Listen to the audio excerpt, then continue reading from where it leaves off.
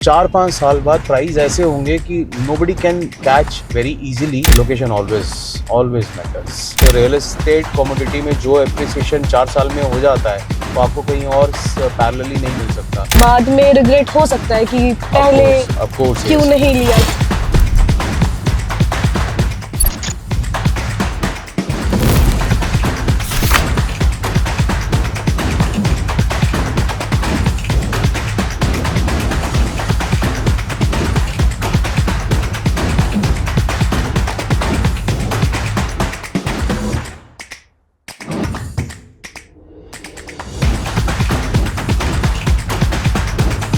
So hello everyone, my name is Kanishka and welcome to episode 1. So today we have Jitendra Ahuja, the founder of How's That Real Estate Consultant. हम जा रहे हैं Jitendra sir के साथ experience sector 151. So sir से हम थोड़े सवाल करेंगे प्रोजेक्ट के बारे में. So सर आप रेडी हैं? या और हम आज क्यों जा रहे हैं उसका एक रीज़न है. आज उनका जो एक्सपीरियंस सेंटर है, जो सेल्स गैलरी जिसको बोलते हैं, आज उसका लॉन्च है एक्सपीरियन 151 का. Yes, exactly. So let's start with our first question. So sir मेरा पहला क्वेश्चन ये है, अगर किसी इन्वेस्टर के पास नोएडा में सिर्फ एक ही प्रोजेक्ट चूज करने का ऑप्शन हो तो सेक्टर 151 एक्सपीरियन शॉर्टलिस्ट करने की सबसे बड़ी वजह क्या है? ये वैसे बड़ा डिफिकल्ट क्वेश्चन है कनिष्का. हाँ जी. बट येस, एक्सपीरियन के साथ एक ना बहुत एडवांटेज है. अगर हम किसी भी डेवलपर को कभी भी जब चूज़ करते हैं एज अ इन्वेस्टमेंट और एज अ एंड यूज़, तो सबसे पहले उसका एक ट्रैक रिकॉर्ड देखा जाता है. तो if I talk about Experion एक सिंगापुर बेस्ड डेवलपर है और बहुत अच्छा उसका ट्रैक रिकॉर्ड है. उसने गुड़गांव में कई डिलीवर्ड प्रोजेक्ट उसके सक्सेसफुल हैं. सो मुझे लगता है कि वो एक बहुत बड़ा सिंबल है कि आप जब भी कोई भी प्रोजेक्ट लें तो उसका ट्रैक रिकॉर्ड ज़रूर देखें. उसने पास्ट में क्या डिलीवरी किए हैं, उसके प्रोजेक्ट कितने सक्सेसफुल हैं, वो सब देखें. तो अगर हम एक्सपीरियन की बात बोलते हैं तो नोएडा टेरिटरी में, यूपी में अगर हम देखें नोएडा में, तो उसका सेकंड प्रोजेक्ट है. उसने पहला प्रोजेक्ट लॉन्च किया था एक्सपीरियन एलिमेंट्स के नाम से. Okay. जो बहुत सक्सेसफुल अभी अप्रिशिएशन उसका आ चुका है. और अभी जो दूसरा प्रोजेक्ट है वो 151 में उसने सातोरी के नाम से लॉन्च किया. अच्छा, अभी क्या है, अगर हम when we talk about expressway, तो राइट. पहले हम अंडरस्टैंड करते हैं व्हाई एक्सप्रेसवे. एक्सप्रेसवे आज ऐसी लोकेशन है जो आने वाले टाइम पर, मुझे ऐसा मेरी अपनी कैलकुलेशन या मेरा एक्सपीरियंस है, आने वाले 4-5 साल में आज जो प्राइस हैं वो 4-5 साल बाद प्राइस ऐसे होंगे कि nobody can catch very easily. Like Gurgaon में गोल्फ कोर्स रोड. आज गुड़गांव में हम गोल्फ कोर्स रोड की जब बात बोलते हैं ना, तो बहुत एक्सपेंसिव वहाँ पर सेगमेंट है. राइट. तो आज सेम नोएडा एक्सप्रेसवे में आज फिर भी अपर मिडिल क्लास आज फिर भी सोच सकता है लेने के लिए. बट 5 साल बाद मुझे लगता है कि अपर मिडिल क्लास भी उसके रीच में ये प्रोजेक्ट्स नहीं आएंगे कनिष्का. तो आज जिसने ले लिया उसने ले लिया. तो उसका जो एप्रिसिएशन मुझे समझ आता है डिलीवरी तक, वो बहुत ही रिमार्केबल होगा. इसी वजह से एक्सपीरियन एक अच्छा ऑप्शन है. लोकेशन बहुत बढ़िया है उसका, उसके जो सराउंडिंग है वो भी बहुत अच्छे रिनाउंड प्रोजेक्ट्स हैं वहाँ पर. Okay. और आज नोएडा एक्सप्रेसवे में भी देखें तो लैंड पार्सल्स की अब कमी है इस समय. अब हाँ बहुत जी. ज़्यादा ऑप्शंस नहीं हैं डेवलपर्स, अच्छे डेवलपर्स के पास भी. हालांकि अभी कुछ आने वाले 6 महीने में बहुत अच्छे लॉन्चेस और आने वाले हैं. But when we talk about Experion, yes, it's a very good option. Okay. तो जैसा कि सर आपने पहला क्वेश्चन का जो आंसर दिया वो काफ़ी ज़्यादा, मतलब जो लोग देख रहे हैं, जो लोग खरीदने का सोच रहे हैं, मेरे हिसाब से उन्हें काफ़ी हद तक समझ में आया होगा क्योंकि आपने सारी चीज़ें एक्सप्लेन करी ओवरऑल. तो मैं दूसरा क्वेश्चन आपसे ये पूछना चाहूँगी कि लग्जरी प्रोजेक्ट्स तो जैसे सर आपको पता है नोएडा में बहुत लॉन्च हो रहे हैं. तो एक्सपीरियन सेक्टर 151 में ऐसी कौन सी चीज़ है सर जो ब्रोशर में नहीं लिखी है बट साइट पे अगर आप जाएंगे तो वहाँ जाके आपको ज़्यादा पता चलेगा? लाइक उनके उनके ब्रोशर में मेंशन ना हो, पर अगर हम साइड में जा रहे हैं तो I can give you very good answer Kanishka. Right, okay sir.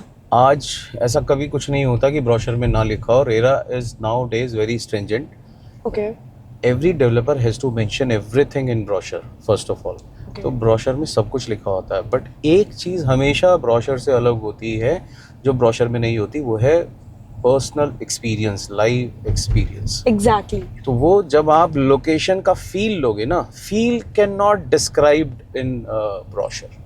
Feel आपको हमेशा साइट पे देख के आएगा। Location has its own importance.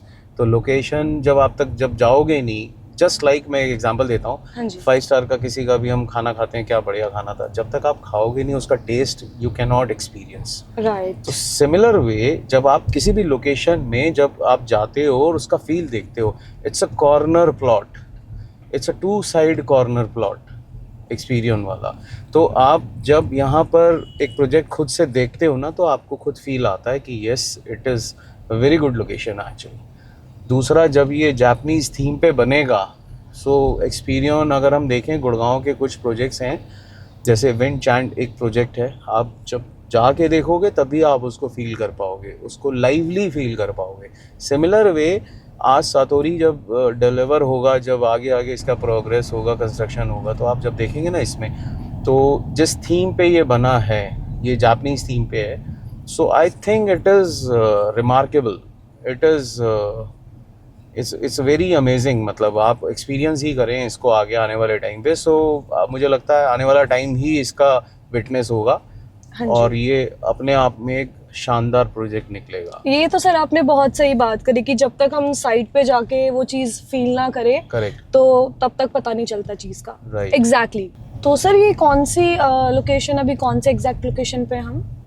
ये हम बिल्कुल एक्सप्रेसवे के एडजेसेंट एक लेन है, हाँ जी। हम उसमें, यहाँ पर नोएडा में क्या है, यही एक खूबी है, ये एक यूएसपी है नोएडा का। Infrastructure is beautiful. आपका एक्सप्रेसवे है, फिर एक और रोड है यहाँ पर, फिर इसके बाद एक और बहुत वाइड रोड एक और मिलती है अब हम लोगों को। तो यहाँ पर ट्रैफिक का प्रॉब्लम नहीं है, यहाँ पर बहुत मैनेज है। यहाँ पर हाँ हम जी। टी कार्स को छोड़ दें तो यहाँ पर ट्रैफिक हमें बहुत स्मूथ मिलता है, कभी कोई प्रॉब्लम नहीं आती। तो हमारी कम्यूटिंग जो है compare to Delhi and Gurgaon काफ़ी कम समय में हो जाती है, within the same kilometer. अभी बात करते करते सर पता भी नहीं चला हम लाइक कहाँ से कहाँ पहुँच गए। एग्जैक्टली। करेक्ट, वो नोएडा की इंफ्रास्ट्रक्चर का एक बहुत बड़ा यूएसपी है। तो सर एक और क्वेश्चन मेरा आपसे ये है, लाइक मैं अगर पर्सनली पूछूं तो, जी, अगर मैं बायर की जगह पे बैठूं तो मुझे इस प्रोजेक्ट में इन्वेस्ट करने से पहले सबसे टफ क्वेश्चन क्या पूछना चाहिए? राइट। वैसे अपने आप में क्वेश्चन थोड़ा सा कॉम्प्लेक्स दे रहा है मुझे, कॉम्प्लेक्सिटी है इसमें। राइट। बायर के ना दो, I think there are 2 types of buyer. एक एंड यूज करना चाहता है और एक इन्वेस्टमेंट के लिए रखना चाहता है। तो मेरा सबसे पहला सवाल सबसे यही होता है कि आप ये एज ए इन्वेस्टमेंट इसको बाय करना चाहते हो इस प्रोजेक्ट को, या आप एज अ एंड यूज करना चाहते हो। तो वहीं से सारी चीज़ें चेंज हो जाती हैं, वहाँ से सारी प्लानिंग चेंज हो जाती है। फॉर एग्जांपल आपने कहा कि मुझे इन्वेस्ट करना है, हाँ जी। तब हम कुछ और प्रोजेक्ट सजेस्ट कर सकते हैं। और Okay. कई बार इन्वेस्टमेंट और आपका एंड यूज़ के लिए सेम प्रोजेक्ट भी अप्लाई कर सकता है। बट हमेशा एक इन्वेस्टमेंट के लिए टाइम इज़ वेरी इंपॉर्टेंट। आप अर्ली स्टेज पर आप एंटर करें, तभी आपको वो सारे बेनिफिट या एप्रिसिएशन मिलेगा आपको। ओके, तो उसके लिए लाइक जब प्री लॉन्च में ही अगर आप पहले pre launch is the always better stage for investors. Okay. Although वो एंड यूज़र के लिए भी अच्छी स्टेज होती है, बट एंड यूज़र बाद में भी आता है तो बहुत ज़्यादा फ़र्क नहीं पड़ता, उसको तो रहना होता है। हाँ, हाँ थोड़ा जी। सा वो महंगा लेता है। फॉर एग्जांपल 100 रुपये अगर प्री लॉन्च में है तो वो शायद उसकी एंट्री कई बार, क्योंकि थ्रू आउट आप ये देखें एंड यूज़र तो पूरे 3 साल बीच में कभी भी एंटर कर सकता है, कभी भी शेक हैंड करता है वो। राइट। लेकिन उसको फिर महंगा पड़ता है। वो 100 रुपये की चीज़ उसको एट टाइम्स 150 125 रुपये की पड़ती है, या 250 रुपये की पड़ती है। ओके। तो सर जैसे अगर आज के टाइम कोई 2 से 3 करोड़ इन्वेस्ट कर रहा है तो उसके लिए एप्रिसिएशन का रियल ट्रिगर क्या है? लाइक प्रोजेक्ट खुद या सेक्टर 151 की लोकेशन? देखिए, मल्टीपल क्राइटेरिया है इसमें कनिष्का। हाँ जी। जब भी कोई इन्वेस्टर इन्वेस्ट करता है तो सबसे पहले तो मैं उसको एक ही चीज़ बोलता हूँ कि yes, there is a brand value. आप जब भी इन्वेस्ट करें तो एक किसी ब्रांड डेवलपर पे ही आप इन्वेस्ट करें। एक ब्रांडेड डेवलपर पर आपकी इन्वेस्टमेंट आपको नुकसान नहीं देती। अगर आप एक मीडियोकर या एक लो सेगमेंट वाले डेवलपर को आप चूज़ करते हैं अपनी इन्वेस्टमेंट के लिए, तब शायद आपको उतना ROI या एप्रिसिएशन ना मिले।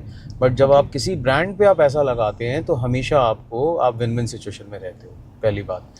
और yes, location always matters.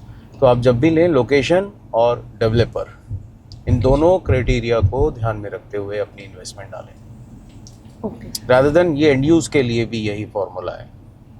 Location and and use के लिए हो सकता है आपका बजट सस्ता है तो आप एक कॉम्प्रोमाइज लोकेशन में भी आप ले लोगे, वहाँ रह भी लोगे 5-10 साल, बट जब आप एग्जिट करोगे तब आपको मुश्किल आएगी, तब आपको वो उतना रिटर्न नहीं मिलेगा आपको जो आपने जितना एक्सपेक्ट आप किया होगा आपको। ओके सर, अगर आज से 5 साल बाद लोग एक्सपीरियंस सेक्टर 151 को देखेंगे तो उन्हें क्या लगेगा? अच्छा प्रोजेक्ट था या काश तब ले लिया होता? यस, अच्छा प्रोजेक्ट भी था और ये भी फीलिंग आएगी कि काश तब ले लिया होता। क्योंकि अगर मैं इसका बेसिक अगर मैं देखता हूँ तो जब ये प्री लॉन्च हुआ था तो इसका प्राइस 17-18 हज़ार के बीच में था। ओके। और जहाँ तक मेरा एक्सपीरियंस कहता है कि अगर जब ये डिलीवरी के टाइम ये 25,000 से नीचे नहीं होगा, 25,000 से ऊपर ही होगा इसका प्राइस। तो ऑफ कोर्स यस, आपको 17,000 18,000 की एक चीज़ आपकी 25,000 हो जाती है over a period of 4 years at the time of position. तो आपको ये फीलिंग जब आप लोगे 25,000 पर, तो उतनी इन्फ्लेशन तब वैसे तो नहीं बढ़ती ना आपकी सैलरी या आपकी इनकम तो 4 साल में उतनी नहीं बढ़ेगी जितना रियल एस्टेट का किसी भी कमोडिटी में आप देखें तो रियल एस्टेट कमोडिटी में जो एप्रिसिएशन 4 साल में हो जाता है वो आपको कहीं और पैरेलली नहीं मिल सकता। So it is always I think preferable choice कि आपको ऐसी प्री लॉन्च स्टेज पर आपको हमेशा लेना चाहिए। और यस, रहने का तो फील डेफिनेटली एक वाउ फैक्टर हमेशा मिलेगा एक्सपीरियंस के साथ। That is my assumption. तो मतलब हम ये समझे कि बाद में रिग्रेट हो सकता है कि पहले क्यों नहीं लिया, क्योंकि 17 से 18,000 से सीधा 25। ऑफ कोर्स यस, वो तो लेटर स्टेज पे जब भी कोई भी एंड यूजर या इन्वेस्टर आता है तो थोड़ा सा रिग्रेट तो होता ही है कि किस प्राइस से ड्राइव हुआ था प्रोडक्ट और आज किस प्राइस पे पहुंच गया। तो इन बिटवीन भी जो इन्वेस्टर या एंड यूज़र आएंगे तो उनको भी लगेगा कि अरे काश मैंने 17,000 के प्राइस पे लिया होता, तो आज 20,000 का प्राइस है। तो exactly. So thank you sir for your valuable time. Welcome Kanishka. हाँ जी, और जैसा कि हमने सर से कुछ सवाल करे थे तो आई होप कि आपको कुछ क्लैरिटी आई होगी, और ऐसी ही क्लैरिटी के लिए फॉलो हाउस दैट।